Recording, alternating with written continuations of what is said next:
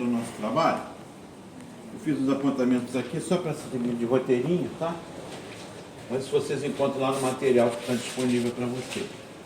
Só vou colocar mais uma coisinha aqui. Tem também guardado? Tem, e tem um dente só. Ah, meu Deus. Eles exumaram o Kant e ele só tinha um dentinho. Só tem um dentinho. Muito engraçado. Bom, então eu coloquei isso aqui, a gente já vai começando. E eu queria, assim, já começar definindo isso aqui para vocês. O Gilbert de Rana, naquele livro Imaginação Simbólica, ele fala sobre o que ele chama de hermenêuticas redutoras e hermenêuticas instauradoras.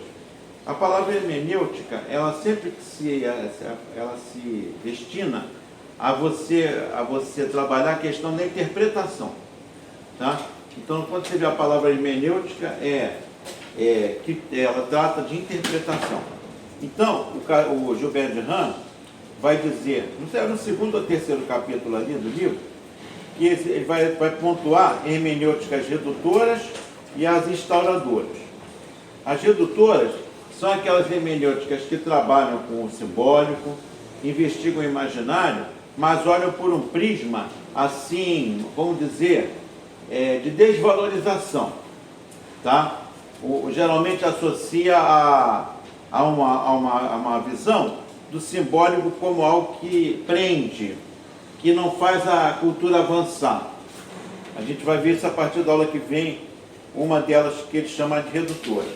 A instauradora é aquela hermenêutica, é aquela leitura do símbolo, da cultura, das imagens, do imaginário, em que você vê aquilo como um florescimento, aquilo como uma libertação, aquilo como uma afirmação e que de alguma forma tornou o homem mais potente, mais afirmativo. A cultura se afirmou mais, não ficou presa, não ficou tolhida, tá? E a gente vai, por exemplo, as hermenêuticas redutoras, a gente de alguma forma viu já na aula passada, todo aquele processo de recriminação do imaginário ocidental que veio através, não sei se vocês se lembram que eu comentei, do platonismo, que vai estabelecer aquele contraponto entre corpo e alma, né? Do cristianismo, que vai proibir, inclusive, não o cristianismo, o judaísmo, que vai proibir, e o islamismo, vão proibir, inclusive, a construção de figuras nos templos. Você vai no templo judaico, se esse aqui vocês já foram, numa sinagoga ou numa mesquita, não tem imagem de ninguém, nem de Maomé, de ninguém. E nem no caso do judaísmo, de uma imagem de Deus. Isso seria blasfêmia. Pode ter quanto uma pintura geométrica, pode ter alguma paisagem, alguma coisinha assim, mas só isso. Quer dizer, foi um imaginário vigiado. O cristianismo trouxe um sopro, quando ele permite a pintura, quando ele cria as imagens de santos. E o cristianismo, a tradição cristã, deixou todo um legado de arte para a gente. Mas se ela cumpriu esse papel de instaurador do imaginário, motivador, que cria, que ajuda a se desenvolver, ao mesmo tempo ela veio com o moralismo. Muitas figuras que eram usadas é para te amedrontar. Uma pintura do diabo você já sabe. Ou pessoas caminhando para um caldeirão. Então tu já sabe o que vai acontecer com você se não cumpriu os mandamentos. Então ela é uma hermenêutica instauradora, valorizava o imaginário, valorizava as figuras, os mitos, a contação de histórias, mas ao mesmo tempo ela refreava no aspecto moral. Então todas elas de alguma forma são repressoras, redutoras. E o Gilbert de Rana vai dizer que o Cacilha, ele é um dos grandes instauradores. Ele considera o Cacilha o grande inaugurador do pensamento do imaginário. O Nietzsche também. Mas o Nietzsche, vocês verificam, a gente viu na aula passada, que ele não estava preocupado em propor é também instauradora a perspectiva do Nietzsche. Mas ela tem um lado muito mais de crítica, muito mais de observação de tudo que foi reprimido no Ocidente. Então, por exemplo, Nietzsche vai A gente viu vários livros dele que a gente analisou, a questão da verdade, que a ciência se aferra, a questão do pecado, do bem e do mal. A gente trabalhou isso tudo aqui na aula passada. O imaginário cristão, platônico também, e de um lado moralista, e do outro o imaginário cientificista, com o Descartes e depois com o positivismo. Então, no imaginário ocidental, só prestava uma coisa que fosse regida no âmbito da moral, que é o bem e o mal, controlado, o sacerdote, fosse ele de que a igreja fosse, ou de filosofias atreladas às religiões, ou também o regime da ciência. Ah, isso é científico, isso não é científico. Isso pode, isso não pode. Daí, por exemplo, contra a ciência, ele escreveu um livro que eu comentei com vocês, A Gaia Ciência, quer dizer, uma ciência que não se preocupe só com o racional, com o metódico, com o cálculo, com o controle através de experiências laboratoriais, mas um saber que venha também, não só pela racionalidade e pelo método, um saber que venha pelo estético, pelo gosto. E aí eu até me lembro que eu contei um caso para vocês do Rubem Alves, que inspirado no Nietzsche vai desenvolver a ideia de que a escola, que foi um lugar que discriminou, e até hoje ela discrimina essa experiência do corporal, está começando timidamente, né, a instaurar uma experiência corporal na escola, muito tímida ainda, mas o Rubem Alves vai dizer, o Nietzsche sinaliza que foi uma grande ausência no Ocidente, na educação ocidental, a ideia do saber que vem do corpo. A gente aprende coisas com gosto. A gente aprende os diversos gostos que tem as frutas. A gente aprende que um gosto que te faz mal ou faz bem. A gente aprende com o olfato, a gente aprende com o tato, a gente aprende com com a audição, aprende com a visão, mas na escola e na experiência do saber, das instituições que propagavam a educação, o que havia era só a questão da racionalidade e do método. Vocês até hoje, por exemplo, vocês vão me confirmar aqui, quem já está começando a fazer monografia, ou quem trabalha já em grupo de pesquisa, o teu orientador, ou a pessoa que está comandando o teu grupo de pesquisa, não fica no teu pé, não. Isso aí que você está escrevendo não é ciência. Eu não pedi tua opinião. Quem é que pediu tua opinião? Escreve segundo fulano. Você tem que ficar, você está um papa. Mas o professor, eu penso que nem ele. Aliás, eu acho que eu critico ele. Cala a boca. Você não pode criticar ele. Não fala isso, vai queimar meu filme num evento. Senão eu vou ser um professor de Araque. A gente na academia só pode falar através de alguém. E às vezes você pode estar até certo. Mas o teu orientador vai... Já passaram por isso? Ainda não. Ainda bom, né? Estou assustando vocês. Você já passou, né? Ah, tá. Então, sem querer assustar, já assustou. Não, mas teu orientador que deixa voar um pouquinho. Depois corta, a asinha vai volta. Assim, já é um jogo. Né? Bom, então, o Nietzsche contestou isso. O discurso acadêmico é importante. Formal, laboratorial, técnico, estatístico. Mas tem outra forma de saber. Não vem saber pela poesia? Quem de vocês não leu uma poesia e falou, pô, eu fiquei mais inteligente agora. Eu fiquei mais sensível. Essa poesia mudou a minha vida. Você passa até a ter uma perspectiva de vida diferente quando lê um poeta. Isso aconteceu comigo quando eu li o Fernando Pessoa. E tem uns poemas que mudam a tua vida. Pô, é mesmo. Por que eu continuo pensando dessa maneira? Uma poesia que é considerada uma coisa, uma brincadeirinha, uma bobagemzinha. E não é. Né? Um filme.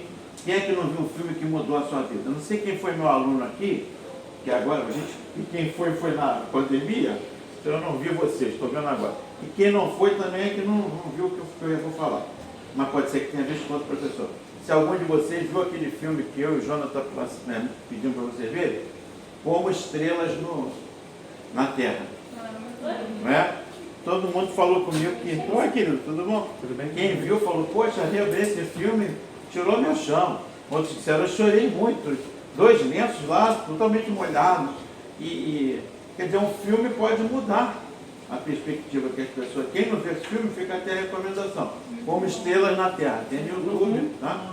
Então, isso mostra, e aí o filme é muito marcado por isso. O garoto é sonegado o tempo todo, pelos professores tradicionais, da experiência dele poder pintar, dele poder realizar o que ele considerava belo, o artístico e tal. E precisou então um professor substituto, temporário, para quebrar um galho, mas que era uma pessoa ele era um instaurador. Ele instaurou no menino a confiança de poder desenhar e ele salvou o menino. Não vou falar mais nada para não estragar, quem quiser ver. Você vai ver que o educador pode salvar uma vida. Ele chega, vou parar por aqui, senão eu vou contar. Ele chega a parar no parapeito alto da escola e pensa em se jogar, dada a pressão. E aí pronto, vou parar por aqui, para vocês vão ver. Ele não se joga não, só para vocês continuarem. Matou, já morreu, para que eu vou ver o filme? É a história de um fracasso. Não, pode mas ver. aí ele se joga, né? Você morre do brincando.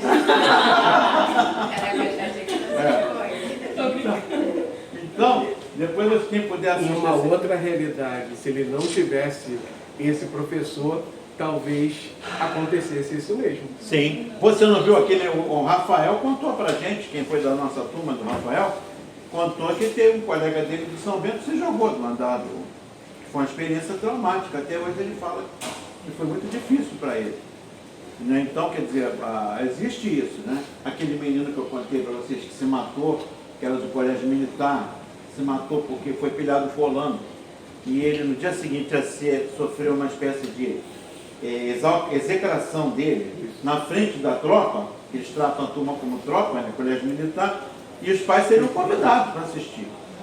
E ele falou, não vou aguentar, meus pais vão ter um treco quando me virem sendo associado a uma malandragem, a cola.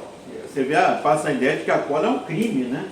E não é, a cola é um expediente que muitas vezes o aluno usa até para suplantar um professor autoritário, justo, né? Eu sou a favor da cola, eu colhei muito. Tá? E acho que a cola, às vezes, ela é uma maneira de você driblar um sistema absurdo. Você não conseguia decorar tantas formas. Para que decorar tantas formas se você tem tudo ali à sua disposição hoje com internet? Ainda hoje, tem professores assim, que fazem prova e mandam você decorar, e você sabendo que você está com o celular do lado. Tem o conteúdo que você estuda, às vezes é absurdo. Acho que vocês não pegaram isso, mas eu peguei ainda. Passar de decâmetro para hectômetro. Eu nunca precisei de decâmetro, nem de hectômetro. Aquilo foi uma masturbação que o professor inventou, da masturbação matemática. Foi só isso. Logaritmo neperiano. Logaritmo neperiano. Olha, mas aí serve, sabe para quê? Está olhando para aqui, sabe o que é isso aqui? Números complexos. E não é zoeira. Essa é a melhor parte, essa lâmpada aqui de halogênio, melhor explicação que eu tive quando fui aprender números complexos foi essa. Mas já não estava fazendo a escola, estou fazendo um curso, a professora explicou. Vou mostrar para vocês. Mas na escola você ficou olhando? Isso aqui nunca aprendi tecnicamente na escola. Isso aqui foi um outro momento, quando eu já estava em um outro processo. Sim. O professor explicou, gente, aí a pergunta foi, professor, para que números complexos? Boa pergunta. Ele apontou, basta ele. Olha aí, olha para cima, tá o número aí que tu quer. Como assim que tá o número? Não, olha aí, ó, tá aí, tá aqui dentro. Estão tudo aqui dentro, ó. Estão tudo aqui e está iluminando a gente. Aí pronto, daí já juntou para química, então ele já conseguiu fazer esse professor. Mostrou onde é que os números entravam ali nos cálculos. Mas a gente não passeia com dor, né? Não, pois é. Se explicasse, mas você vê, foi um momento que você já estava em outro momento da escola. Mas às vezes você faz isso num momento que não dá nem para explicar para que serve aquilo. Bom, então ficou claro, né? Que foi esse conflito vai estar presente aqui, tá? A gente vai ver. Necessariamente, não quer dizer que as hermenêuticas redutoras são ruins, mas ela, muitas vezes, ela olha por um lado, um aspecto negativo. A gente vai ver o Freud, ele vai ser libertador. Acho que o Freud é a nossa próxima aula, se não me engano.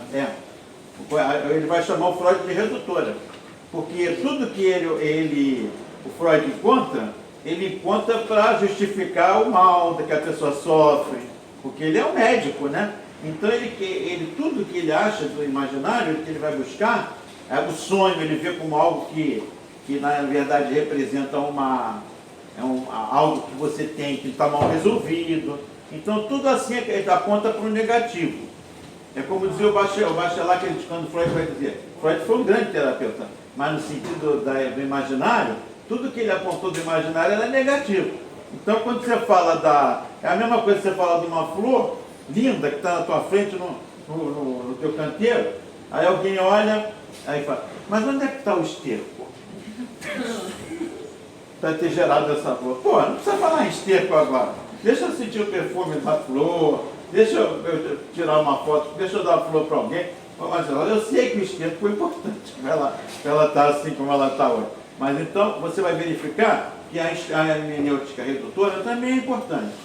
Mas ele vai falar, vai trabalhar, as instauradoras, elas deixam um legado mais positivo para a gente, inclusive para a história das ideias e para a consolidação da perspectiva do imaginário. Então vamos lá. Ernest Cassirer, ele viveu de 1874 a 1945, na Alemanha. Tá? Professor universitário, racionalista, kantiano. Vou explicar bem rápido o que é kantiano. Vou fazer um assassinato aqui do Kant, mas só para vocês terem uma ideia, a mínima. Aqui, então, ele é uma pessoa racional, ele era apaixonado por iluminismo, ele estudou os iluministas, o Voltaire, o Diderot, a ideia do esclarecimento, que o imaginário do iluminismo, que se contrapôs ao imaginário medieval, do fogo do inferno, do pecado, e ele vem mostrando como a ciência libertou o homem de algumas perspectivas que assombravam a vida. Aí a ciência vai mostrando que, e os iluministas assim, apoiando o desenvolvimento da ciência, mostrando que coisas que você dizia que era castigo, como uma peste, por exemplo, não, era uma doença. Então não tem nada a ver com castigo, não foi Deus que mandou. Você vê, agora a gente está ainda recuperando o nosso fôlego depois dessa coisa horrorosa que foi a Covid, né? Mas você vê o seguinte, na época eu vi pessoas ainda dizendo, não, isso é coisa que Deus mandou, foi um castigo. Eu ainda vi pessoas dizendo isso. Então, eu vi pessoas até falando, não toma vacina, vai para a igreja, que lá você vai ficar protegido. Então, eu vi muita gente, você vê esse imaginário religioso, que também pode ser muitas vezes, quando ele é negacionista, ele pode ser uma coisa que leva as pessoas até a morte. Tá? Então, o Cassirer viu isso. O iluminismo trouxe um bem, né? E ele vai estudar muito o iluminismo. Bom, e agora o que acontece? Ao mesmo tempo, ele, como professor iluminista, ele teve que sair da Alemanha. Porque o Hitler, o nazismo, é exatamente o nazismo trabalha como símbolo, o nazismo recupera o imaginário, mas ele recupera o imaginário para usar aquilo como uma forma de opressão. O Jonathan citou na aula passada, eles pegam o emblema da oriental e vão usar vão fazer uma pequena alteração de ângulo e vão usar aquilo como a nova simbologia do nazismo, que é a cruz suástica, né?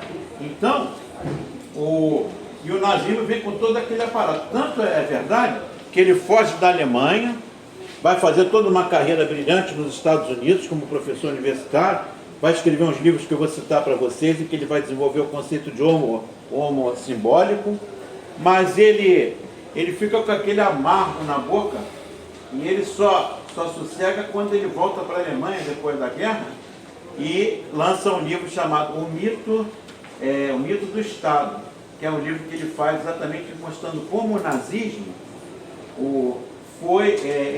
utilizou o mito para exatamente consolidar uma perspectiva autoritária, né, belicista, que tinha um projeto de dominar o mundo, né?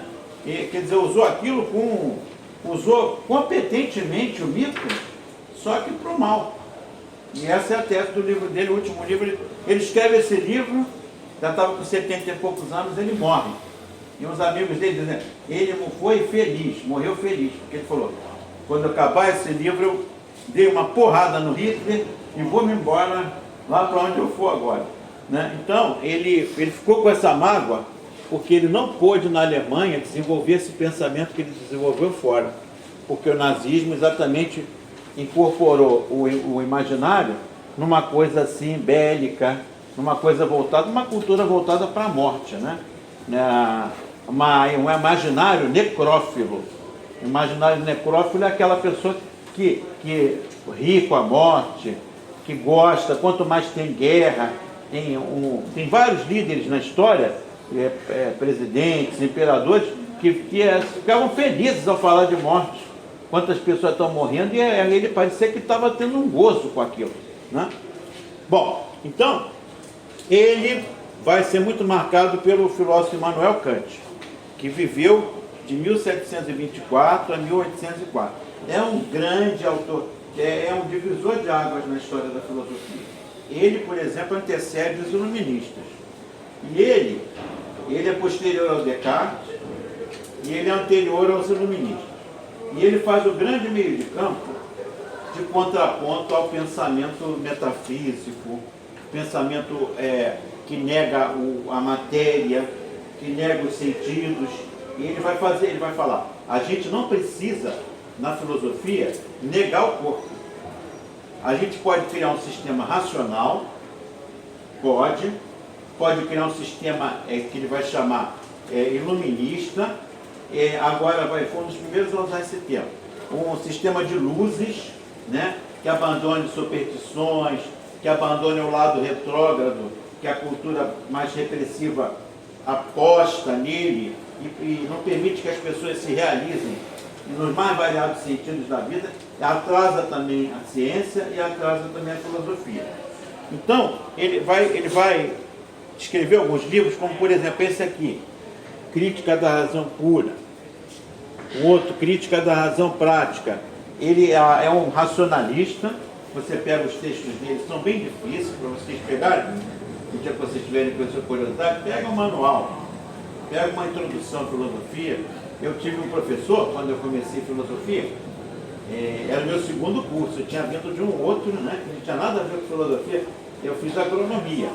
Aí depois eu vi que não queria nada com aquilo, eu fui começar do zero, que eu percebi que era filosofia que eu queria fazer, mas filosofia era um curso que eu não conhecia. Eu comecei a ler, gostei e fui fazer a matéria. Fiquei entusiasmado quando entrei para a primeira aula. Aliás, eu estou dando aula na sala que lá no IFIX, eu estou dando aula na sala que eu entrei pela primeira vez. E eu falei para os alunos, vocês estão fazendo uma turma de história.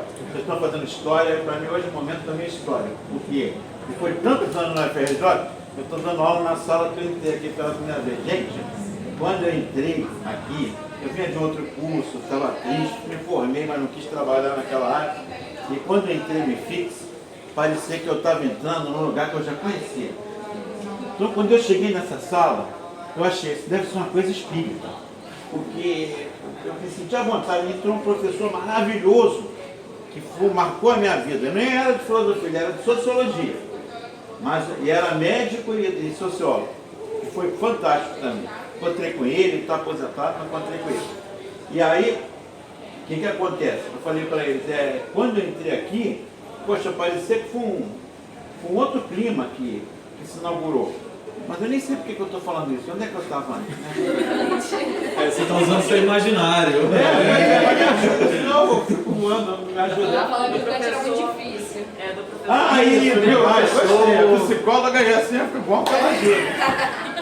Aí, fica aqui sempre, tá? Me ajuda aqui. Às vezes eu dou linha na pipa e vou voando. Aí, eu cheguei, eu estava todo entusiasmado, tinha um professor dando aula de filosofia contemporânea, introdução. E aí um filósofo muito difícil chamado Russell, fenomenologia. Pesado o texto, aí eu cheguei em casa, falei, vou ler o texto dele. Aí eu peguei o texto, não entendia nada, voltava. Gente, foi uma das coisas mais assim, incríveis, que eu, na manhã do dia seguinte, eu fiquei assim uma meia hora, não, 15 minutos. Eu não sabia o meu nome, não sabia onde é que eu estava. Eu falei, gente, eu acho que eu estou tendo um derrame. Aí eu falei, peraí, mas calma, o que eu fiz ontem? Aí minha mãe me passou, filho, o que é? Ela é minha mãe. Aí eu fui me recuperando. Aí como cheguei na sala, comentei com o professor, meu filho, filosofia que nem mingau quente. você tem que comer pelas beiradas. Você foi pegar um mingau, mas ele falou, é normal, isso a gente tem mesmo, tá? Você não teve derrame não, mas cuidado, você podia não voltar mais, sabe? Ficar enlouquecido, né? Então, o Kant, cuidado, tá? Não vai, se você lê uma introdução, devagar, lê uma introdução de 6 folhas, depois passa por uma disciplina, tá? Devagarinho, fala aqui. No meu primeiro período, eu tive uma disciplina que se chama Epistemologia da Psicologia. E teve um texto de Kant. Era uma página só, não entendi nada. Pois é. Não entendi uma frase. Tá vendo? É isso aí. Logo no primeiro período. Agora, depois que você vai conhecendo o autor, vai se familiarizando, demora um pouquinho, mas eu vou passar aqui só a ideia central dele, mas ele é muito mais complexo que isso. Qual foi a grande contribuição dele? Então, é porque ele instaurou a razão, né? Mas não mais aquela razão somente de método do Descartes. O Descartes negava tudo que fosse corporal, a ciência vai ter que se decidir dentro do laboratório. E o método, o discurso do método que ele propõe era o discurso do método científico, e o Kant vai dizer, não, o Descartes trouxe uma grande contribuição, mas ele não investigou o que é a razão. Na verdade, ele foi um grande filósofo que só falou de método, mas ele não provou, ele não tentou verificar onde a razão entra, como é que a gente se torna racional, a partir de quando? Qual é a conexão da razão com a imaginação? Qual é a conexão da razão com... São coisas separadas? O Descartes pensou chapado. Imaginação são imagens. A razão é isso. E o Kant, mas a gente vai chapado. Está tudo misturado aqui. Então uma pessoa séria não pode fazer o que ele fez. E ele aí começou. É nesse livro aqui. Ele vai tentar investigar, e o Cassini depois vai seguir aqui. Ele vai tentar investigar o que acontece com o conhecimento. Como é que a gente chega ao conhecimento, qual o papel da razão, da imaginação. E ele chegou brilhantemente a uma espécie de mapa que até hoje mais ou menos confere com o que a gente tem encontrado, né? Ele vai dizer, a primeira coisa que ele vai dizer, não dá para você separar a razão da imaginação.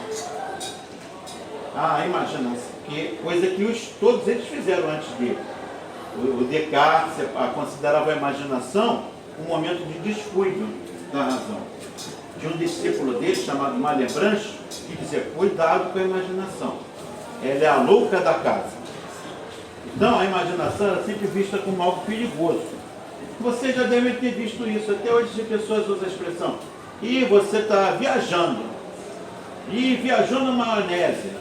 E você agora viajou. Não, às vezes uma viagem ajuda você a voltar e repensar aquilo.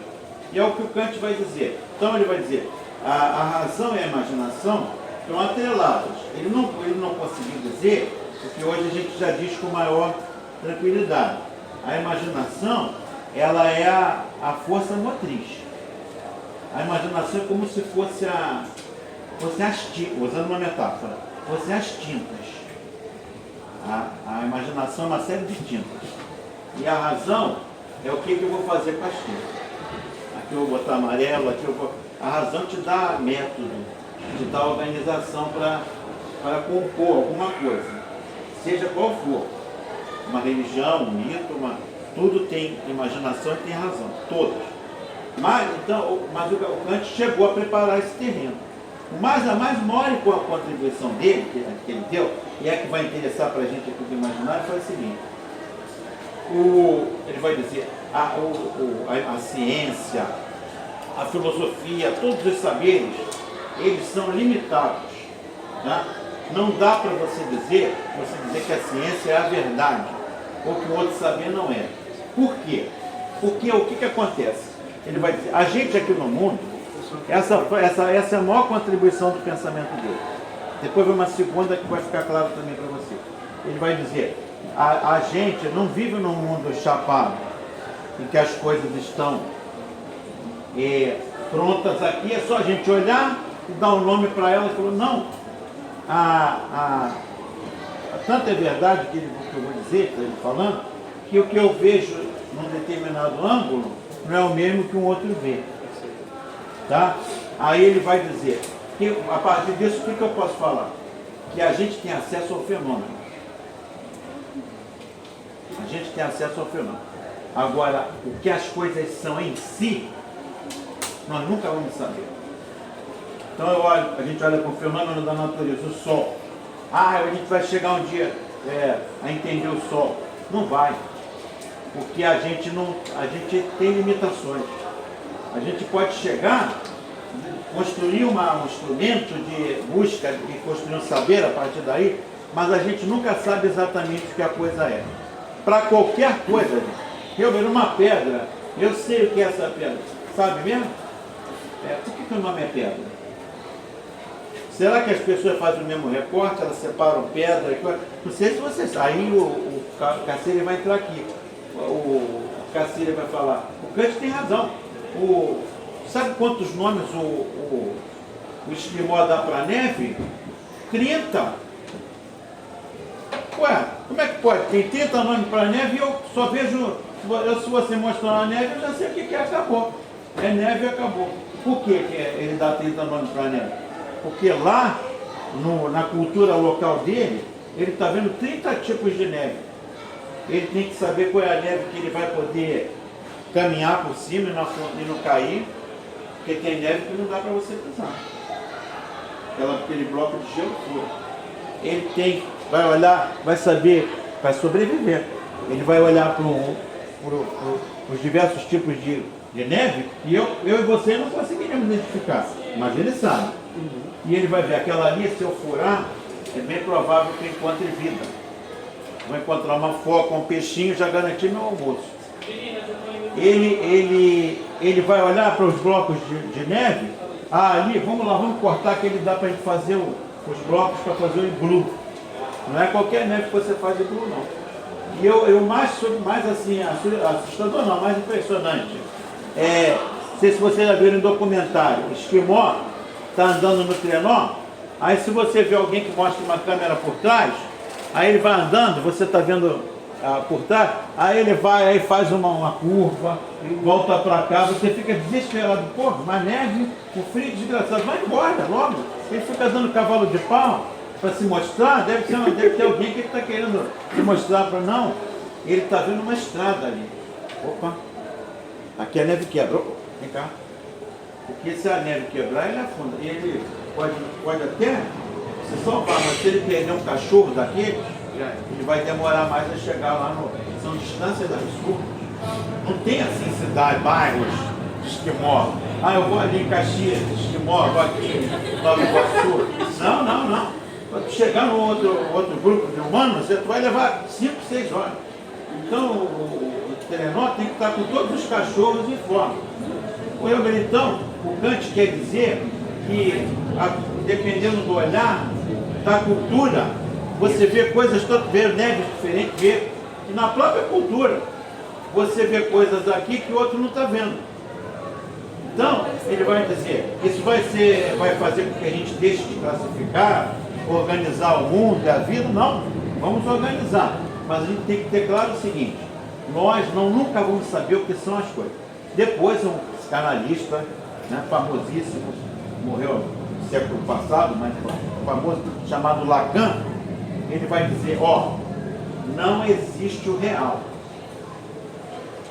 A gente fala assim, cai na realidade, o real, essa situação é... Não, o real é isso, o real é você achar que entendeu o que é aquela coisa, ou entendeu o que é aquele objeto. Ele de certa forma é um kantiano nesse momento. Ele vai dizer, eu conheço o fenômeno. Agora dizer que eu sei o que é aquela coisa na realidade, eu nunca vai saber. Com um homem, com um bicho, com qualquer coisa. Você nunca vai saber exatamente. Porque se você verifica aí numa situação comum, até corriqueira, com a gente mesmo. Você costuma falar, eu me conheço, eu sei que isso e tal, eu faço isso, faço aquilo. No entanto, você diz uma coisa que te contradiz. Quando você faz uma coisa com uma pessoa que ela fica chateada com você, o que você fala? Desculpa, tá? Eu estava fora de mim. Como é que você está? Você saiu para passear e voltou? O que é fora de mim? Quer dizer que você não se conhece. Nem você se conhece. Você vai escrever. Eu duvido que algum de vocês tenha total convicção. Eu penso assim mesmo ainda hoje. Você olha um bilhete que você escreveu com 12 anos. O namorado. Você vai falar, o que é isso? Quanta merda que eu escrevi aqui. Você não colocaram uma foto que envergonha você, não? Nossa, eu não estava com esse cabelo. O que é isso? Que bicho é esse ali? A foto do e-título. Hein? A foto do e-título. Foto do... Do e-título, do... Ah, a foto do título, né? Horrível. Agora é hora de pegar a foto do... Então, na verdade, a gente não sabe nem quem a gente é. Né? Na psicologia, eles vão trabalhar a ideia de que nós criamos uma... por exemplo, se eu for falar de mim, vou criar uma narrativa. Baseada... como é que é a tua personalidade? Eu vou falar algumas coisas que eu acho que são minhas. De repente, uma pessoa vê totalmente diferente. Tem mal nisso, não é a única coisa que a gente pode fazer. É achar que você é mais ou menos isso, você acaba se convencendo. Isso acontece, por exemplo, com o horóscopo, com o signo. Tem gente que fala, eu não acredito em nada de previsão do horóscopo, mas eu acredito nas características do signo. Eu sou Libra certinho. Eu sou libriano também. Mas o que acontece? Você quer acochambrar aquilo de você. Né? Eu sou justo, eu devia ser advogado, não sei o que, Libra, né? Balança. Não, é você que força uma barra. Né? No fundo, o que o Kant quer dizer, cuidado, vamos construir conhecimento, vamos entender as coisas, mas a gente nunca vai saber o que é a verdade, o que é qualquer coisa na sua forma absoluta. Não dá. Até porque se a gente chegar próximo, quanto mais, isso aí depois que a gente descobriu foram os filósofos atuais. Quanto mais próximo a gente chega, a gente vê que não chega. Você vê o pessoal que estuda o átomo. A gente chegou a um ponto que a gente não encontra mais a partícula menor. A gente só vê o rastro dela. E aí, quer dizer, dela que deve ser subdividida em outras coisas. Então, você vai no laboratório atômico hoje, você vê não sei qual é a unidade mínima que tem até hoje, agora não sei, uma unidade mínima daquelas, do átomo, que foi encontrada, não foi encontrada, ela na verdade você viu o rastro que ela deixou, ela já se mandou dali. Então, imagina, e a gente não acha nem no macro, né? A gente vai lá para o universo, nossa senhora, a gente fica louco só de pensar o que tem ali em cima. A gente pensou que ia tomar posse do universo, indo para a Lua, isso é uma coisa chinfrim. Não é nada. Indo para a Lua é como daqui até os arcos da Lapa. Então, e o micro também. Vai lá, elétron, e aí? E aí? Os seres vivos, os micróbios, os micro-organismos, até onde a gente vai? Qual é o menor? A gente não sabe. Os minerais, tudo. Então o Kant vai ser importante para mostrar, calma lá, a gente nunca vai ter posse de tudo. Então vamos ser mais humildes, tá?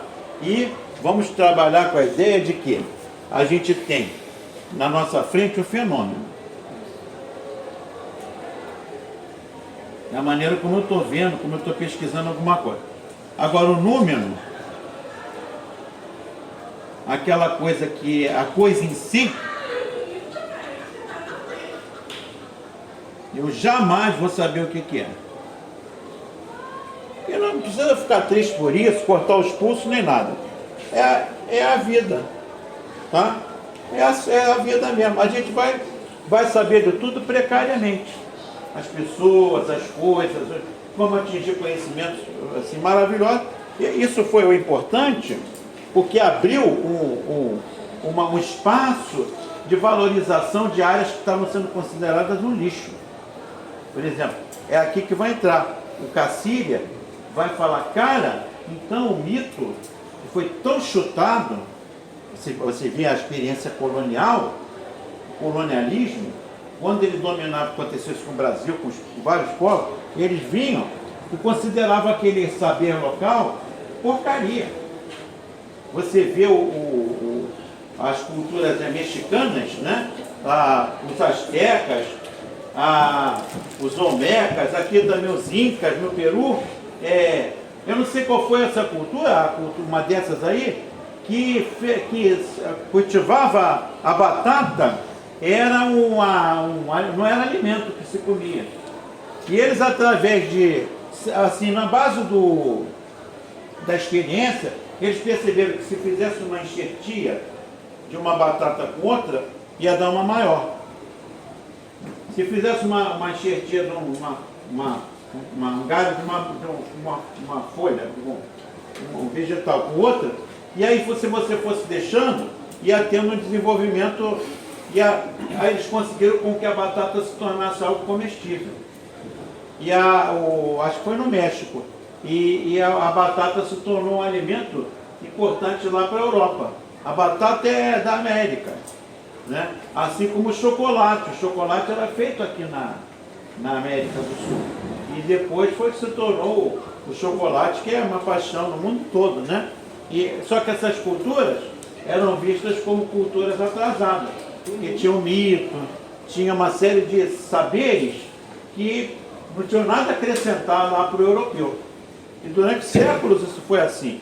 Então eu considero o Cassirer, a gente depois lá na penúltima aula, a gente vai fazer uma geral nas grandes correntes de pensamentos que estão mudando o imaginário contemporâneo. Nós vamos falar sobre pensamento antirracial, antirracista, feminismos e tudo mais. E a gente vai falar do movimento decolonial, que é a resistência a esse espírito colonizador, que considera o colonizado como alguém que não é portador de nada que preste. Só tem a riqueza para a gente pegar e garrotear. Então o Cassirer, de alguma forma, hoje é considerado como alguém que preparou esse terreno, porque ele vai valorizar a beça, o mito, né? E ele vai dizer que o mito e a linguagem são formas simbólicas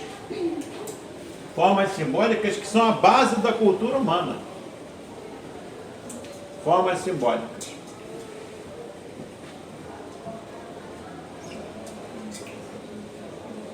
Eu vou colocar em cima dele aqui de novo, porque aqui está o cerne da proposta do Cassirer. É um livro chamado Filosofia das Formas Simbólicas.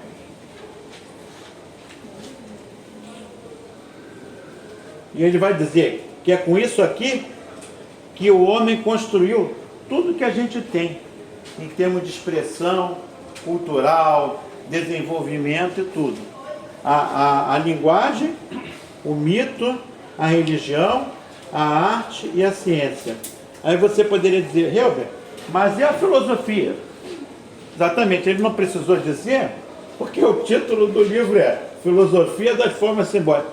O que ele quer dizer com isso? A filosofia é o saber, é o único saber que me permite perceber o quão pequeno a gente é para não ser detentor de uma verdade absoluta. Precisou de um Kant, que era o quê? Filósofo. Se fosse um cientista, ele não ia chegar a essa conclusão. Ele ia continuar, não, a gente não chegou ainda à explicação disso, porque a gente não tem instrumento, nós vamos continuar.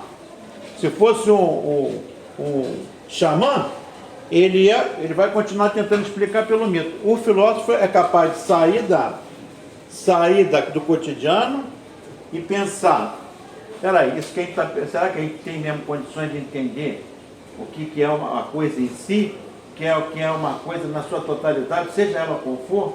Será que a pessoa tem esse poder? Quem teve que fazer isso foi o filósofo, tá? Então, por isso que um dos símbolos, mas as traduções de filosofia, uma definição assim que eu acho ótima é: filosofia é a desbanalização do banal. É você fala, peraí, todo mundo pensa assim, mas será que eu não posso pensar diferente? Filosofia é a desbanalização do banal. O Kant fez isso.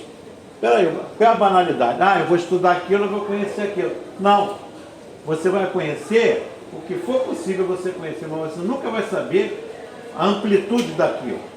E o motivo dela estar aqui, que condições naturais ou sobrenaturais geraram ela. É muita pretensão nossa, tá?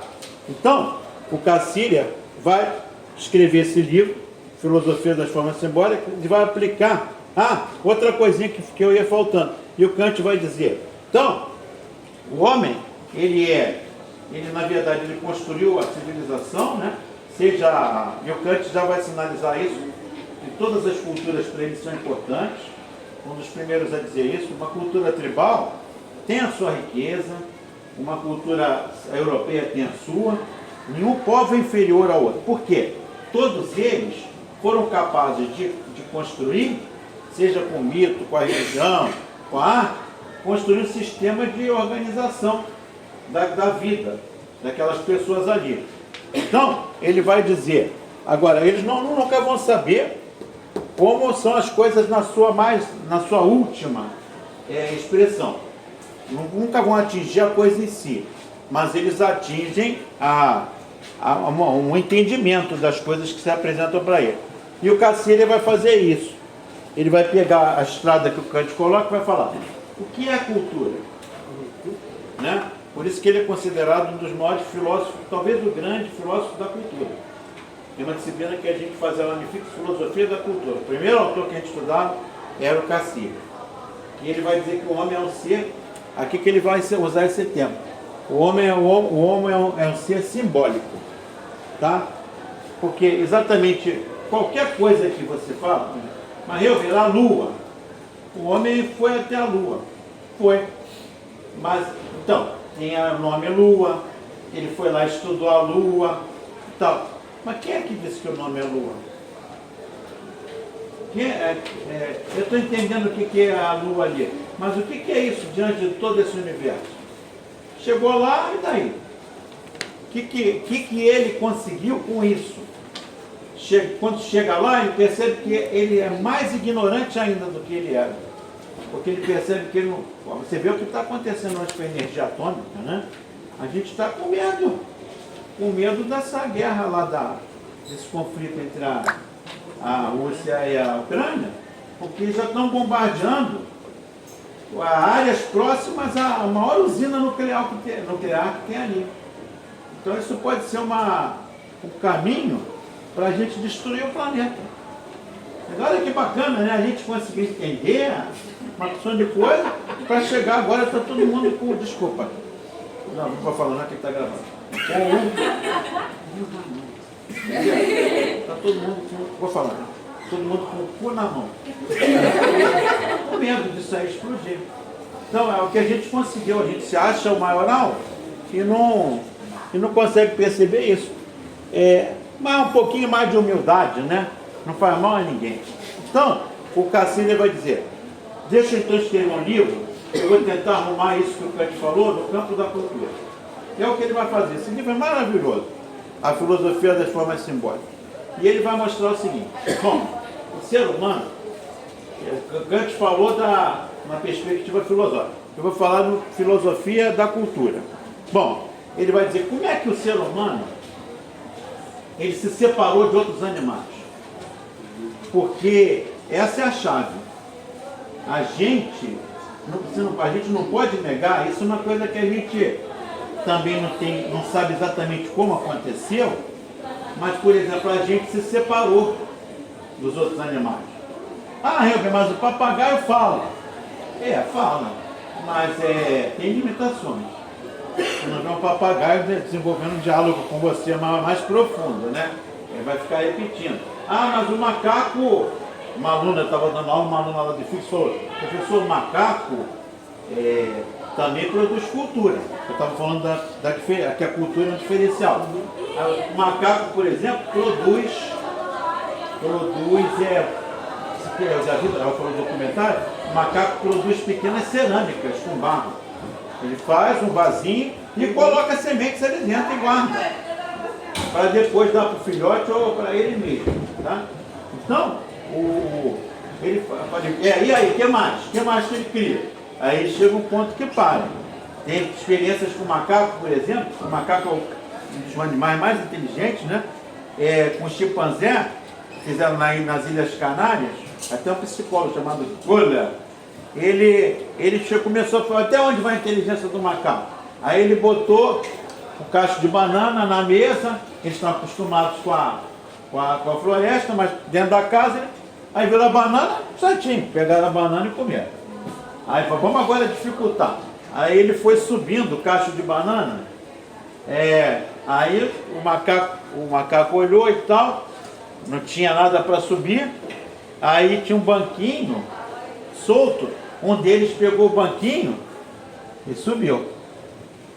Aí ele foi botando coisas, banquinhos que se encaixavam. Depois de muito tempo, não era rápido assim, sempre aparecia um macaco que percebia, se eu juntar outro banquinho, porque o cacho está subindo de banana. E aí chegou um ponto que não tinha mais banquinho. Os macacos lá estavam morrendo e de fome. Aí um deles viu um bambu, que o cientista botou um bambu no canto lá. Aí o macaco olhou para o bambu, olhou para a banana. Olhou para o bambu, pegou o bambu, deu uma porrada na banana e todo mundo comeu. Nunca mais eles não avançaram mais nada além disso. Mas já é o posto. Olha só que interessante. O que eles falam, né? Agora então, o Cacilha vai dizer qual é a diferença então que a gente tem para os outros animais. É o simbólico. É o nosso domínio do símbolo. Tá? E ele vai explicar, ele vai citar alguns casos. Esses não são casos que foram citados por ele, que ele cita os casos mais complexos, mas eu peguei esses 3 que eu coletei que são parecidos com o que ele falou. Vocês já ouviram falar do caso das meninas lobo? No final do século acho que 19 ou 18, acho que foi meados do século 19, uma expedição inglesa encontrou lá na região da Índia, estavam pesquisando uma área e eles encontraram como é que eu vou dizer? Olharam de longe e viram uma alcateia de lobos ali reunidos e tal. Então, mas eles olharam de longe, então deixaram ter os lobos ali, mas eles estão longe, não vão ter perigo para a gente aqui. Só que eles começaram a perceber, quando os lobinhos começaram a se movimentar, que duas dos lobos eram diferentes. Eles tinham a pele mais clara, o pelo mais claro, e tinha uma movimentação diferente. Aí falou, será que é lobo albino? O que será aquilo ali que está acontecendo? Então eles foram verificar e perceberam que quando chegaram mais próximo, que não eram lobos, eram 2 meninas. Uma de 2 anos, a outra de 4. E eles se aproximaram e elas se comportavam feito lobo, usando a mãozinha, as mãos como patas. E todos os trejeitos do lobo, os dentes afiados, elas afiavam na pedra, brigavam com os outros lobos, o lobo direitinho. Só que dava para ver que eram 2 crianças. Eles tiveram dificuldade para pegar essas meninas e levaram para uma instituição lá na Inglaterra. Chegando lá, aí é que está. Eles não conseguiam fazer muita coisa com elas, porque elas não deixavam de ser lobinhos. Elas não comiam nada que davam para ela. Quando você dava carne crua, elas se lambuzavam, comiam tudo. Se você botasse um leite, ela jogava fora. E eles aos pouquinhos foram tentando fazer elas mudarem de hábito. Mas nenhuma das 2 mudou. A mais velha morreu, e a outra também, depois de uns 2 anos, veio a falecer também. Eles... Hein? Isso, muita gente fala isso. Por que não deixaram ela lá? Talvez ela tivesse vivido mais. Claro que eles foram movidos talvez pela pena de deixar a criança ali, porque a criança não é lobo. Só que, o que aconteceu com elas? Elas já tinham decodificado simbolicamente a vida de lobo. Tipo Tarzan. O Tarzan, essa história do Tarzan, eu até procurei, fiquei curioso. Inspirada na menina lobo, mas não tem caso de menino macaco. Pode ser que tenha, a gente ainda não descobriu. Mas foi inspirada nessa história. Uma inspiração, assim, né? Tem a história do menino selvagem. Isso, tem garoto selvagem. Eu ia falar agora disso. O menino selvagem, mas é curioso, porque tem o caso do Rômulo e Remo, que foram alimentados por lobo. Então tem uma simbologia em torno já do próprio lobo. Porque todos os casos, por exemplo, até no século XIX também, no caso do menino lobo, que é famoso, que foi tentar também ele gerar a comunicação, né? Acho que foi o Itá, se não me engano, que era um discípulo também do Pinel. É um professor, né? Sim, que eles tiveram contato, ele foi criado, e aí eles conseguiram algumas questões, mas ali já tinha se perdido o sentido da linguagem. Se a gente for pensar nesse ponto, e também tem um caso clássico, que é da própria cultura italiana, falando do caso do Rômulo e Remo, que foram alimentados por lobos, pela Pois é, loba. pois é. E aí você começa a pegar o lobo, é muito curioso. Agora vem aqui, pensando porque sempre é com lobo. A loba colhe, sim. Tem vários casos, né? Se a gente Mas for pensar... é muito interessante essa questão do desenho do Tarzan. Eu gosto muito desse desenho. Aham. Ah, é muito Tem legal. toda uma simbologia assim, do Tarzan, porque tem umas cenas que ele se vê diferente quando ele vê aquelas pessoas chegando com a Jane, né, que vai ser a mulher dele. Isso. E aí ele começa a se comparar, e ele sempre tem uma coisa muito bonita no desenho, que sempre ele coloca a mão na mão, né, do macaco, e ele fica olhando, e ele junta, e ele olha e tal. Muito legal esse desenho. Exatamente. Aí você verifica essas histórias, elas chegam perto dessa questão, né? Como é que se deu essa separação, né? E o Cassini vai desenvolver uma tese que hoje é aceita, ele vai dizer exatamente por esse binômio aqui, ó, o mito e a linguagem. Por que eles não conseguiram que as meninas se tornassem humanas? Elas eram humanas, mas elas não se tornaram humanas, porque faltou para elas o quê? Elas terem entendido o código de linguagem e terem aceito, por exemplo, porque a comida crua, com certeza deve ter sido o que matou elas. Porque elas não estavam com um aparelho digestivo preparado para isso. Por isso que elas morreram muito novas. Então, o que acontece? Mas se elas tivessem aprendido esses códigos, talvez elas se salvassem. E é como ela colocou, como não aprenderam, talvez fosse melhor deixar elas iriam viver mais tempo lá. É que nem o caso do Mowgli, que a espiã também tem outro mito, se vou pegar, o desenho infantil que se tornou desenho, que é o caso do Mowgli. Exatamente. Então você verifica que a linguagem é a chave de entrada para o ser humano. Tá? Tanto é verdade que você vê como os pais, o bebê já emite uma linguagem. Através do que a única coisa que ele tem é o choro. Então os pais vão sendo alfabetizados. Para a criança, primeiro alfabetiza os pais. Porque ela já está decodificando alguma coisa. E quando eu choro assim, minha mãe vem. Ela ainda não tem nada, não tem como, mas ela percebe. Tanto que o pai e a mãe também entendem. Pô, tá chorando, vai lá ver. Não, isso é manha. Não vou nada. Quer ver como é que vai parar? E passa uns minutos, ela para. Não, ela está com fome. Como é que você sabe? Não, esse choro já se estabelece uma comunicação. A linguagem já entra aí. Né? E detalhe, tem o pai e a mãe, quando tem um segundo filho, é diferente às vezes. Você, eu pensei que era assim, com o outro dava certo, mas com esse já não dá. Então, você tem que estar aberto para estabelecer um canal de comunicação.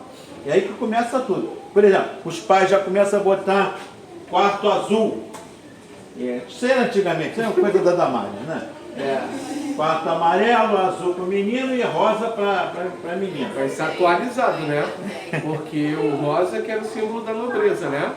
Que tem uma invertida. Mas aí o que acontece? Que a criança já vai vendo aquela cor, aquilo já vai dando um recado, né?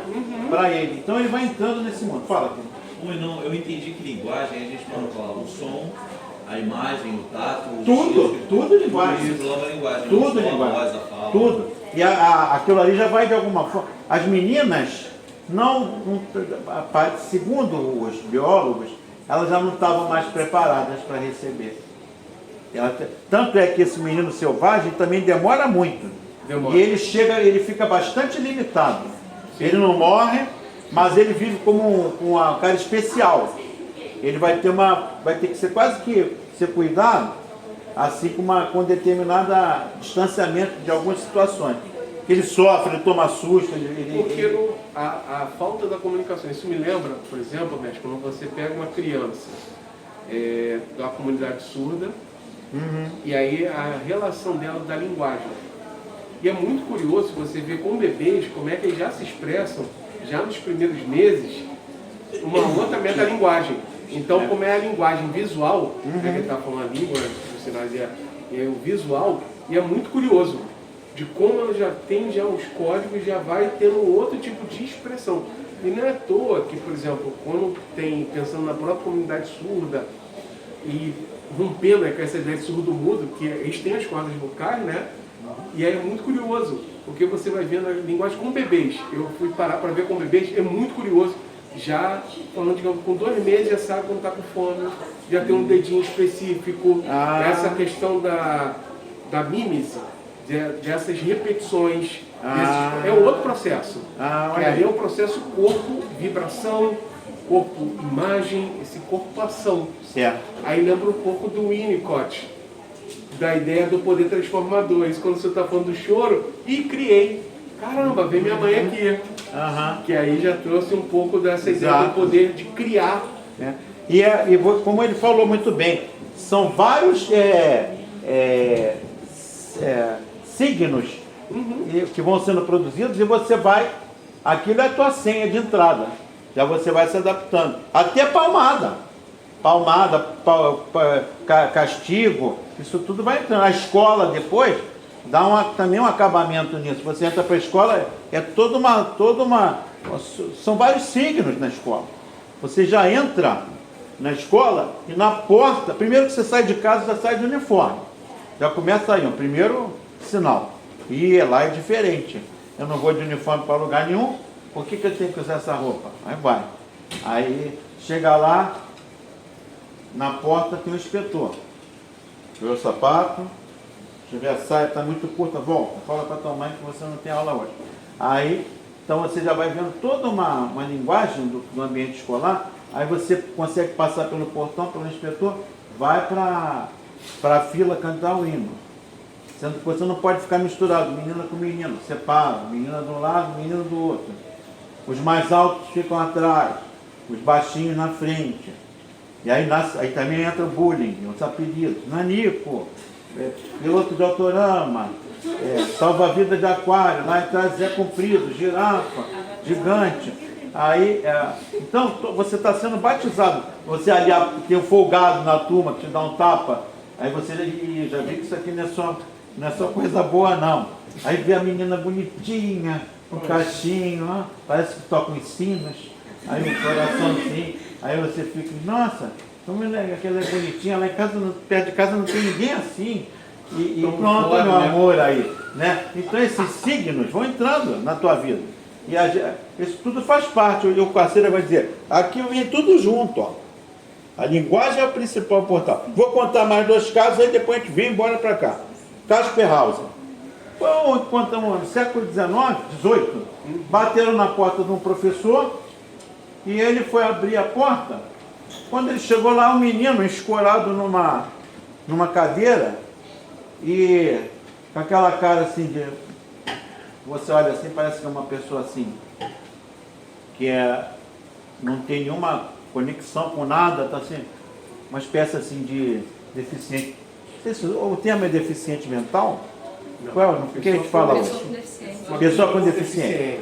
É aquele garoto assim. Ou intelectual, ou neurodivergente. Eu tenho que ter cuidado para usar os termos, não usar o termo errado aqui. Eu ia falar, eita! E aí está lá o garoto. Anos 80. Anos 80. Que antigamente falava até também excepcional. Então. Tinha esse termo, excepcional também. Aí a exclusão já é mais gritante, né? Ele é um excepcional. Aí, quer dizer, deixa a pessoa mais separada ainda. Então, deixaram esse menino na porta. Ele tenta falar com o garoto, ele não está entendendo nada. Ele leva o garoto para casa, acolhe ele, tiver ter uns 16, imagina, um pedaço de carne, sem ter nenhuma. Aí ele é professor, se une ao médico, adota uma criança, né?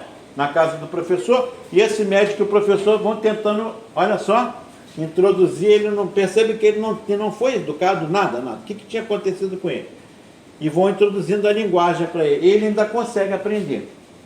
Ele não foi criado com lobos, eles sabem. Ele não estava num lugar que não tinha humanos. Ele não se assusta com o humano. Mas não ensinaram nada para ele. E aí, gente, é impressionante. Foi caso verídico, tem um filme, O Enigma de Caspar Hauser. Se o Jonathan achar, puder passar para vocês, é um filme alemão, do Werner Herzog, muito interessante. E aí, ele começa a aprender. E ele começa a dar nome às coisas. E se encantar com as flores, com as frutas, e ele se adapta melhor. E aí, gente, isso aqui é interessante. Ele vai, quando ele tem a linguagem, ele vai se dando nome ao que ele sofreu. E ele vai lembrando, eu não saía de um paiol. Eu dormia num lugar que tinha palha, tinha os badulaques, ratos. Eu ficava lá amarrado. Só tinha um cavalinho de madeira para eu brincar. Nunca ninguém, a pessoa que vinha me dar comida, ela vinha com capuz. E ela jogava comida, quando eu mamei no colo dela, ela vinha com capuz, ela deixava a comida depois. Eu fiquei assim até o dia que eu nunca saí. Eu nunca vi o sol. Depois especularam se foi um sequestro. E havia suspeita de que ele fosse um nobre, uma família nobre que tinha sido sequestrado. Ficou o caso, não foi resolvido de onde era a origem dele, mas ele foi lembrando. Não vou contar mais nada para não estragar o filme. Mas ele é inteligente, ele ia aprendendo. E ele foi capaz de contar a sua própria história. Tá? Então, repara, como é que a linguagem foi importante. Os sinais, os signos, né, da cultura. Quer dizer, por exemplo, você está querendo dizer que nós não nascemos humanos? Não. Você pode transformar um bebê humano no que... Eu não. Cacília estava dizendo isso, eu concordo, assina embaixo. O bebê pode se tornar qualquer coisa. Botar com macaco. Aí tem um livro, Crianças e os Animais. É uma edição portuguesa. Custei achar. Aí estava lá capítulo Menino Urso, Menino... Eu falei, será que teve mesmo? Mas ali, fora as meninas lobo, todos os casos são assim, não são comprovados. Aí o livro já foi uma tremenda pilantragem do autor. Né? Eu me senti enganado. Aí fica como curiosidade, menino urso, é porque disseram que ele tinha um comportamento de urso, mas você é aleno, cadê a prova? Cadê? O Caspar Hauser tem fotos, as meninas lobo, tá? E vamos para um outro exemplo. A Helen Keller. Vocês já ouviram falar, tem um filme sobre ela também, O Milagre de Jane Sullivan. Muito bonito. E aí a Helen Keller nasceu cega e surda. Então, logicamente, ela também muda. E nasceu não, ela nasceu normal. Deixa eu ver o que aconteceu com ela. Ela ficou doentinha, teve acho que não sei se meningite, alguma coisa assim, e ela depois de muito tempo conseguiu se recuperar. O médico já tinha desenganado ela. Não sei se foi meningite mesmo. O fato é que quando eles estão comemorando um dia numa festa que a menina estava viva, eles perceberam que batiam palma, cantavam e ela estava lá completamente desligada. E aí chamaram o médico e ele, não, ela está cega e surda. E a Helen Keller passou a vida inteira, até os seus 4, 5 anos, assim como um bichinho. Ela não tinha acesso às informações. Por onde quer entrar? Claro, tinha o visual, né? Não, ela é cega, desculpa. Ela não tinha quase entrada, ela só tinha o tato. Ela tinha, eu não tinha, olha só, ela era cega e surda, então ela muda, porque ela nunca ouviu, também não falava. Ela fazia, os pais não entendiam nada. Ela andava pela casa e ela só pelo tato e o olfato. Então, quando uma coisa cheirava bem, ela trazia para comer ou para botar perto. Fala, querida, pode falar. Não, era só que se ela expressava alguma coisa, mesmo que balbúcias, ela não era muda. Não, tudo bem, Mas assim, não tinha essa entrada, né, para ela estabelecer uma comunicação. Não desenvolveu. Ela tinha estava... cordas vocais, mas não tinha o processo de... Só tinha o Tanto que depois, antecipando, depois ela vai ter. Então, aí, os pais já estavam desistindo com 6 anos, se não me engano, ela já estava com 5. E ela sempre naquela mesma, e souberam de uma professora, a Anne Sullivan. E essa Anne Sullivan aceitou esse desafio e foi lá. Foi difícil. Mas a Anne Sullivan foi genial, ela sacou, ela é precursora da inclusão também, uma das precursoras. Ela percebeu que a Anne Sullivan tinha que ter uma chave simbólica para entrar no mundo da comunicação, com os sentidos que ela dispunha. Então, o que ela percebeu? A porta de entrada para ela só tinha uma, é o tato. E aí ela começou a provocar a Anne Sullivan, ela vai passear com ela, aí bota a mão da Anne Sullivan numa pedra, e aí bate uma vez. Para ver se a Anne Sullivan... E ela vai fazendo isso com vários objetos, tentando, com o número de batidas, aí com a água, aí ela... A madeira. Mas, ó, levou um tempão. Ela estava quase desistindo.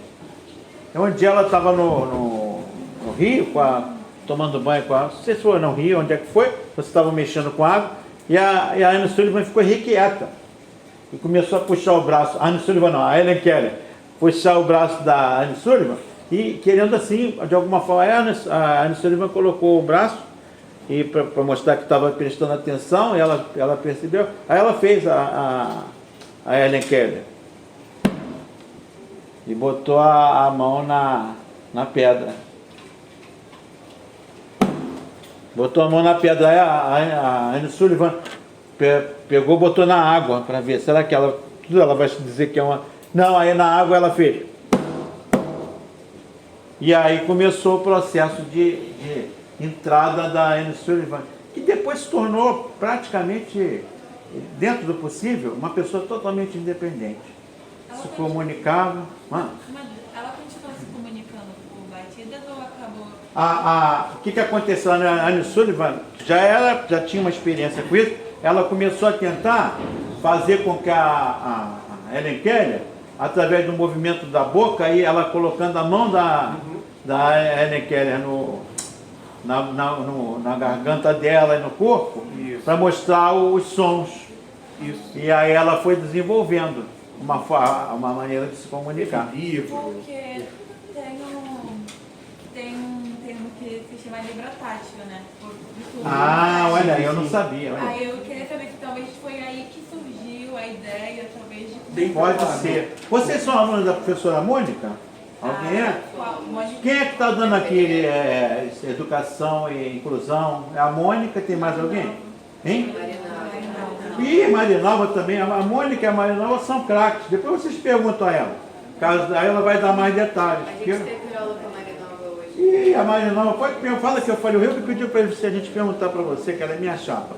Ela vai falar como é que foi. Ela com certeza sabe. Oi, querido. Aí, falando até de um trabalho que eu fiz na época da Marinalva também, tem uma moça que ela tem autismo, Elizabeth Gomper.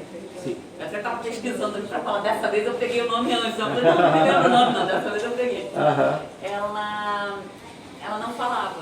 Olha aí. Né? Então, e aí e o interessante foi que eu assisti uma palestra dela e a palestra toda falada por ela, através de um teclado. Ela inventou um sistema, não inventou, mas assim, ela usa um sistema de um teclado que aí sintetiza a voz pelo computador. Que interessante. E aí tem toda a história da vida dela, como é que foi isso, como é que foi os pais descobrirem que ela, na verdade, ela não era muda e ela não tinha nenhum tipo de Ela era cega, alguma coisa? Nada. Ela só tinha o que falam que é o autismo o autismo. silencioso, né? Que não tá. fala, que não consegue se expressar falando. Olha. Porém, eles têm todas as capacidades intelectuais perfeitas, né? Olha. Eles só não conseguem botar para fora o que eles sentem.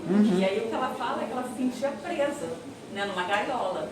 E que ela não conseguia. E às vezes ela ficava irritada, e às vezes ela ficava porque ela queria botar para fora e não sabia como. E até que ela aprendeu a se expressar através do teclado, né? E aí ela fala, né? A Vida Nômade escreveu vários livros e tal. Olha. E a missão da vida dela é o que ela chama de Communication for All. De levar para as escolas. Vai ser fantástico para os autistas dessa... Pois é, e aí você vê a importância da linguagem. Sim, né? sim. Até ela conseguir se expressar através da linguagem que nós falantes entendemos, ela era renegada como uma pessoa que não era normal, Exato. como se não valesse a pena, né? E no final das contas, né, é puro preconceito nosso. Exato. A diferença da nossa linguagem com a linguagem Perfeito. dessas Mas crianças. é um Exemplo por isso legal. que é um trabalho anticapacitista hoje, é muito importante, e até pensando na questão das próprias linguagens e pensando em comunicação. Porque, por exemplo, até a gente como educadores, é um mínimo que a gente tem que saber alguns nichos de entrada para também estar tendo essa relação com os alunos. Por exemplo, a prefeitura hoje, muitos que já fizeram estágio aqui da prefeitura sabem quais são as relações e as multiplicidades que encontra quando você vai estar lá como professor mediador ou professora mediadora. Então, são múltiplos desafios até de entender quem é esse sujeito e até onde existe um grande apagamento. E, por exemplo, aí a gente tem a AES, né? Poxa, até onde excluir, né? Tirar ele dali do círculo do cotidiano é bom, entendeu? Claro que existem casos mais complexos que tem outra dinâmica de agir, porém pensar nessa questão do convívio social e a própria dinâmica de existir, porque ele não deixa de ser, digamos assim, não vira um objeto, um adereço, que é uma das questões mais assustadoras é quando você pega uma criança ou um sujeito, independente do seu espectro que ele se encontra, e você gera uma exclusão dele. Pega ali e dá uma folha, como era muitas vezes, que não se tinha essa compreensão, e é muito complexo isso, esses níveis de exclusão dos sujeitos. Por exemplo, existia uma associação, que o termo é equivocado, surdos e mudos, né? Foi o primeiro, de bairros, né? Para pelo menos as pessoas do bairro compreender, chegar e ter um acesso. Então, por exemplo, hoje na UFRJ você tem uma formação de letras libras, mas ainda é pequeno em relação ainda ao grande universo que a gente tem, e aí a gente ainda tem, sabe o que, viu? O colega até pode falar que é uma tecnologia ruim. Por exemplo, vai botar um closed caption. Pô, se a gente for precisar aqui, tempo real é uma bosta. Como é que vai acompanhar? Aí muitos têm que fazer o quê? Linguagem labial, ou então vai estar ouvindo, ou então tem, por exemplo, baixa visão, não entra no espectro da deficiência, mas olha o problema também de estar na cidade. Então a gente também tem essa relação de uma linguagem, mas posso até falar uma coisa, sabe o que é aqui? Sim. Ele também tem uma linguagem dominante. Tem uma linguagem que ela se torna a linguagem dessa normalidade, e o que sai desse espectro vira todo um elemento de tornar rarefeito esse sujeito, de tornar-se-á. Por isso que é muito dessa luta em torno desse não apagamento dos sujeitos e a questão também das tecnologias também para humanizá-los também, porque hoje a gente está falando de pessoas com deficiência ou pessoas neurodiversas. Sim. Por quê? Senão a gente cai naquela linguagem já dos anos 80, tipo, como o senhor trouxe aqui, mas só como exemplo da época, né? Exemplo fala de época e é muito complexo. Sim. Porque quando entra nisso, né, a gente entra numa linguagem do estigma. Verdade. E aí a pergunta é, quando o Ernest Cacete traz a dimensão da cultura, né, já jogava para o senhor, e quando ela não é boa? Exatamente. Quando... Não, porque exatamente ele está querendo falar, o individual aqui, que ele traz, é para exemplificar. Mas a preocupação dele era com o choque entre as culturas. Sim. Principalmente, por exemplo, ele tem um livro chamado Linguagem e Mito. Linguagem... E ele vai mostrar como o mito foi fundamental para a gente produzir vocabulário. Para a gente produzir as palavras. O Cacilha, no momento em que o mito era tratado como lixo, a gente está falando aqui, esse período que ele está vivendo, era o período que a Inglaterra estava entrando na África e metendo o pé, metendo a sola em cima das comunidades tribais. Ou na Ásia, ou aqui nas Américas, né? E fora os séculos de escravidão e coisas do gênero, e o Cacilha vai dizer, essas culturas são riquíssimas, não tem nada de inferior, né? Então, por isso que eu falei para vocês que ele vai ser um precursor dessa visão de valorização das culturas, de como elas estão. Porque o mito, né, como ele era visto como uma coisa de atrasada, o Cassini vai mostrar o quê? Primeiro, que o mito e a linguagem estão interligados, por quê? Ele fala, o momento-chave, acho que já até contei isso para vocês em outro momento, vou repetir, mas agora nesse contexto aqui. O momento-chave para a gente, por exemplo, ter uma espécie de entrada nesse mundo da cultura que a gente produziu e que separa a gente do animal, o animal a gente não pode dizer que ele produz cultura. A gente pode dizer que ele produz assim, ele faz os artefatos e tal. Ah, mas tem a apicultura. Não, aí a gente é que dá o nome.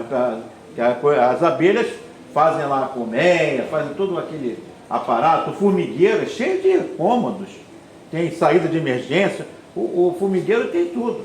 A câmara nupcial da rainha, agora é tudo instintivo. O animal é instinto, ele é seu corpo. O ser humano não. Ele teve que inventar práticas de sobrevivência. E todas elas passam pela linguagem do mito. Eu já contei esse caso para você. Quando as primeiras comunidades humanas que tiveram uma dotação psicológica de tentar analisar o que está acontecendo, começaram a escapar do instinto, não só instinto, mas eu começo a pensar sobre as coisas. Houve um momento que foi dramático, quando eles começaram a se perguntar o que é a morte. Deve ter sido doloroso, porque para a gente é um problema ainda hoje pensar na morte. Imagina aqueles primeiras comunidades humanas, de repente um cara cai duro ali e não acorda mais. Agora, olha a riqueza da palavra. Aí alguém chegou, não, ele não vai acordar mais. Isso aí, agora a gente não dorme. Aí, olha como é que as palavras vão aparecendo. A gente não tem sono, aí a gente dorme, e que depois que a gente dorme, a gente acorda. Só que ele está dormindo no sono para sempre. É um sono eterno. Depois vamos chamar de morte. Mas repara como é que o mito vai... Aí muita gente, mas o mito é historinha, Elber. Ele morreu, pô. Não. E aí o cara vai dizer que, não, morreu o corpo, mas o espírito está lá. Ele agora virou aquela estrela lá. Aí os outros olhavam até, não tinha visto ela ainda, está doido para acreditar em alguma coisa, para te dar um sentido. E o mito o Cassini vai dizer, o mito tem um caráter de produção de sentido, de acolher a tua angústia, de te dar um conforto, né? Tanto é que até hoje, quando uma pessoa morre na família, querida, o que a gente fala para o outro? Ele está num lugar muito melhor. Pode ter certeza que ele está bem. Qual é a certeza que a gente tem? Nenhuma. Talvez a gente morre e acabou. Pode ser que seja isso. Não estou dizendo que tá? Estou dizendo que pode ser que seja isso. A gente morreu e acabou. Mas a Hilber, aí a vida fica sem sentido. Então, vamos falar de alguma coisa. Aí você está vendo como é que o mito amplia? A linguagem, dá mais esperança. As pessoas o homem se arroja mais. Bom, aí ele morreu afogado. Mas foi porque a gente não botou flores para a deusa. Eu já botei, com licença, aí vai para a canoa cheia de moral. E aí ele pega peixe, os outros se animam também. Eu era uma lorota, não tem deusa nenhuma. Mas ajudou. Mas cada região criou o seu mito em torno da morte. E aí você tem cada lugar, cada espaço, suas próprias narrativas. Tem. Que faz sentido, que ajuda. Aí você pega o mito do egípcio, da Mesopotâmia em outro recorte. E aí você começa a ver, por exemplo, na cultura nórdica tem um outro recorte sobre a relação da morte. Os astecas, os incas, cada grupo de sentido de cultura tem um mito, tem uma relação sobre a morte. Para a morte, para o casamento, a questão para tudo. Eu vi uma exposição. Posso falar um? Foi não? Eu acho que isso tem muito da influência do ambiente e dos fatos repetitivos. Também. Você tem um ambiente em torno de você, como se diz, as culturas são diferentes formadas pelos ambientes em que elas estão. E quando aquele ato é repetitivo e eu não entendo aquele ato, eu tenho que construir alguma coisa para os outros entenderem. O Deleuze fala, né, da repetição, né? E ele coloca isso tempo. O homem ele constrói conhecimento por causa também da repetição. E aí ele vai tentando entender por que repete, né? E aí por que tem diferença? Aí diferença e repetição, tema do livro dele. Não, aí você vê que como cada cultura vai gerando seus desenhos, e aí você encontra o mito das barcas, da relação da doação da A mais variada gama. E é muito curioso quando você vê a morte não como um processo de finitude, mas morte como um processo de expansão dos conhecimentos. Sim. Porque se você olha a morte no sentido do se foi, eu acho que é por isso que também a gente não entra no estágio de loucura. Tá. Porque se a gente fosse parar para analisar, a gente está numa velocidade absurda numa pedra que se diz, né, meio oblonga assim, né? E aí, como você sobrevive à solidão? Como é que você sobrevive a pensar, né, como esses grupos humanos estão criando também mecanismos e outras formas também para entender. Se hoje a gente tem que passar por terapia, imagine esse pré-processo. Então aí a questão dos deuses são relações que já entram em outro momento atual. Sim. Aí já pode ser hoje, por exemplo, pensar assim nos deuses nossos contemporâneos, a terapia, a conversa. Você só muda o significado desse sentido. E aí tem um predomínio, uma hegemonia de outro mito que já entra o quê? Ele foi para um lugar melhor. Porque aí só para a gente já ir fechando, a linguagem e o mito são fundamentais nesse processo, e aí de lambuja vai chegando a religião. A religião que esculhambava e perseguiu o mito foi uma filha ingrata, porque tudo que está na religião já estava no mito. Até um aluno no outro dia falou, mas Helber, quando é que começa uma e termina a outra? Não dá para a gente dizer, porque a religião, a diferença da religião para o mito é só no sentido de que a religião, ela de repente, ela começa a burocratizar mais. Você já tem determinado momento, continua tentando buscar as mesmas explicações para a morte, o que tem depois dela, por que a gente fica doente. Mas o que acontece? Você, com a religião, você já burocratiza. Tem um livro sagrado, tem mandamentos, tem que ter um templo assim. Aí você vai diversificando. Mas não é garantia que toda religião é assim. Você, por exemplo, tem as religiões africanas, né, de origem afro. Muitas delas não precisam ter templo. É na natureza mesmo. Que tem sacerdote, tem a preparação do sacerdote. Então, tem toda uma gama. Mas o que o Caceira vai dizer, não importa. Tudo saiu dessa chave aqui. Mito e linguagem. A linguagem é o mito. Vem a religião, a arte. Como é que ela aparece? A arte vem, ele vai dizer, a necessidade, lá do início, que a gente tem, você pega uma pintura rupestre. Por que fizeram aquilo?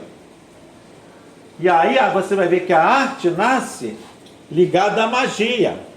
Hoje a explicação mais plausível para aqueles bisões que você vê nas cavernas lá, mais antigas, a expressão artística mais antiga, hoje a explicação mais assim, acreditada, é que aquilo ali eles faziam no culto, de alguma forma, oferecer aquela pintura a Deus para que eles encontrassem na caça no dia seguinte um bisão ou vários bisões para eles comerem e fazer aquele churrasco, né? Então, outros dizem que talvez o bisão representava a divindade. Não importa. A arte nasce nesse momento, não é a única função da arte, tá? Mas o Caceira vai dizer, nesse momento, ela nasce atrelada a todos esses códigos de entrada e de produção de sentido para a vida. Senão a gente se matava. Tem um desenho até que eu lembrei falando dessas pinturas. Eu gosto muito de desenho infantil. E maravilhoso, continua assim. Eu acho que é a Irmã Urso, que é o Kenai, aí a Aurora Boreal, aí... Nossa, é muito lindo esse desenho, fala muito sobre isso também.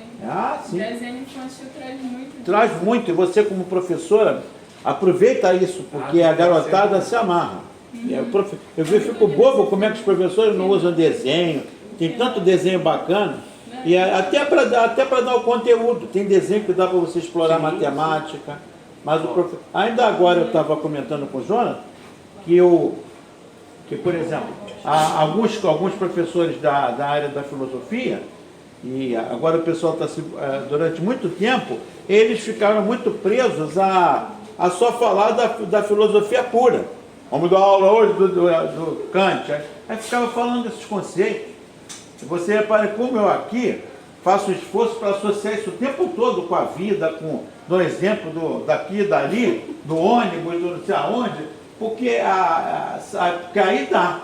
Porque, na verdade, o que é isso? Você está produzindo linguagem que vai ajudar a aproximar esses conteúdos. E tem professores que acham que não. Eu já fui uma vez acusado por uns colegas, falaram brincando, mas tem aquela brincadeira que estava numa comemoração.